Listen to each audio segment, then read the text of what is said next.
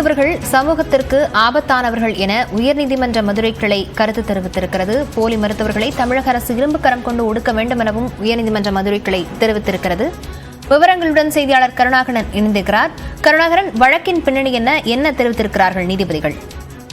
லாவண்யா, அதாவது தென்காசியில் சூர்யா மருத்துவமனை நடத்தி வருகிறார் அமிர்தலால் என்பவர். இவர் கொரோனா காலகட்டத்தில் தனது மருத்துவமனையில் ஆய்வு செய்த சுகாதாரத்துறை அதிகாரிகள் சுகாதாரமாக இல்லை என்று கூறி அபராதம் விதித்துள்ளனர். அந்த அபராதத்தை ரத்து செய்ய வேண்டும் என்று உயர்நீதிமன்ற மதுரை கிளை அமர்வில் மனு தாக்கல் செய்திருந்தார். அந்த மனு நீதிபதி முரளிசங்கர் முன்பு விசாரணைக்கு வந்தது.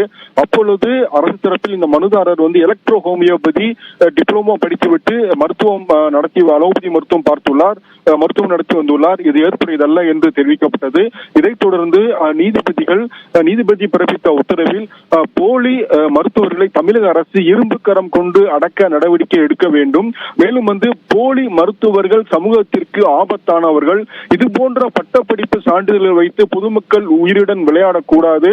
எலக்ட்ரோ ஹோமியோபதி மெடிசின் டிப்ளமோ சான்றிதழை வைத்து மருத்துவமனை பார்க்க முடியாது, மருத்துவமனை நடத்த முடியாது என்ற இந்த விஷயம் சுகாதாரத்துறைக்கு தெரிந்தும் ஏன் நடவடிக்கை எடுக்கவில்லை என கேள்வி எழுப்பிய நீதிபதி முரளிசங்கர், சுகாதாரத்துறை அதிகாரிகள் மருத்துவமனையில் உடனடியாக ஆய்வு மேற்கொண்டு அங்கு தகுதியான மருத்துவர்கள் மருத்துவம் பார்க்கிறார்களா இல்லையா என்பதை ஆய்வு செய்து அறிக்கை சமர்ப்பிக்க உத்தரவிட்டு வழக்கு விசாரணையை ஒத்திவைத்து உத்தரவிட்டனர். லாவண்யா, விவரங்களுக்கு நன்றி கருணாகரன்.